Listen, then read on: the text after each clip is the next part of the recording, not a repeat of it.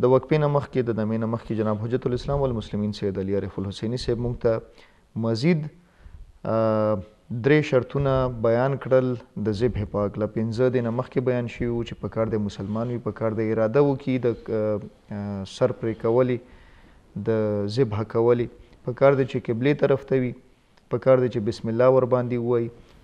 6م شرط چې کوم مولانا صاحب موږ ته بیان کړو هغه دا و چې په کار دی چې 4 رګونه یعنی 2 د وینې رګونه او 1 حلقوم چې کوم نه ساه اخلي ځناور څاروی او 1 مری چې کوم نه خوراک ښکته کوزیږي دا په کار دی چې پرې کړلی شي.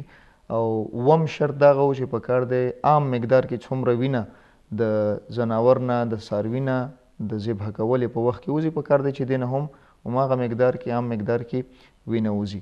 او 8م شرط دغه و چې په کار دی حرکت وکړي چې کله دغه ذبح شي ذبح مکمله شي په کار دی چې حرکت وکړي.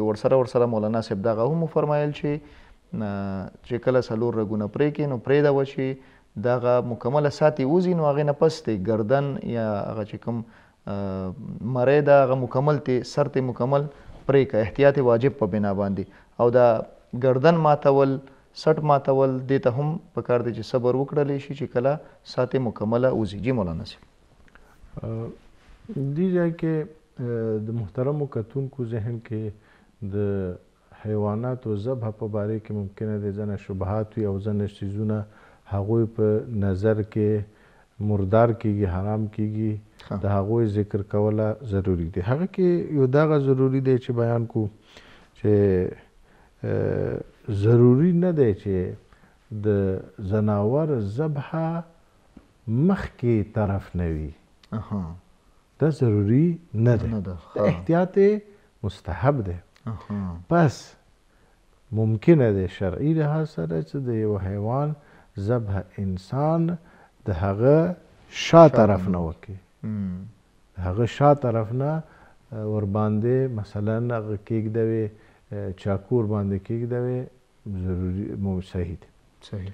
بلکې یوه بلې طریقه هم څه خو البته شرط دغه دی چې هغه 4 کم ځایونه دي مری او حلقوم او 2 چې کمې رګې دي هغه په کار دی چې پرې شي. بس ممکنه دغه دی چې شا طرف نه ورباندې چاقو کېږدوي، دې سره هم ذبح صحیح دی. دا مې ځکه عرض وکړلو چې په ځینو قصاب خانو کې چې په ډېر ګڼ شمېر سره پکې ځناور ذبح کېږي یوه طریقه هغوی استعمالوي چې هغې کې هم څه مشکل شرعي لحاظ سره نشته. هغه دغه دی چې دغه کم ځناور دي هغه ټول په شا باندې په سټ باندې سملوي قبلې طرف ته او پاسه نه ورباندې یو ماشین را تیر کړي. البته بسم الله وغیره خبرې هغه خپل ځای کې دي.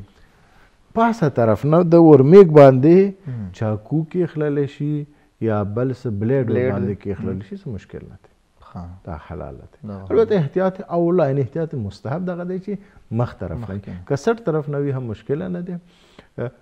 همدې شان سره ممکنه دی چې چاقو په ځای تبر سره هم ذبح ممکنه ده.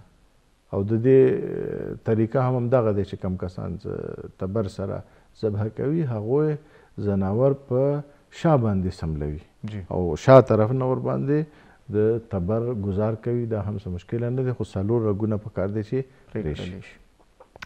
او بل احتیاط اولا دغه دی چې چاقو د دغو 4 رګو باندې پاس کېښللی شي او پرې کړلی شي، دا احتیاط اولا دی. خو یو بله طریقه هم ممکنه دی، هغه دغه دی چې چاقو دی په ټول گردن کې ناوبسلی شي او بیا پاسه طرف ته هغه 4 کوم ځایونه دي هغه د پرې کړل شي، دا هم ممکنه دی، مشکله نه دی. یعنې د 4 کم ځایونه دي دوی نه لاندې چاقو ورومنډلی شي او بیا ورومنډلی شي او بیا پاس طرف ته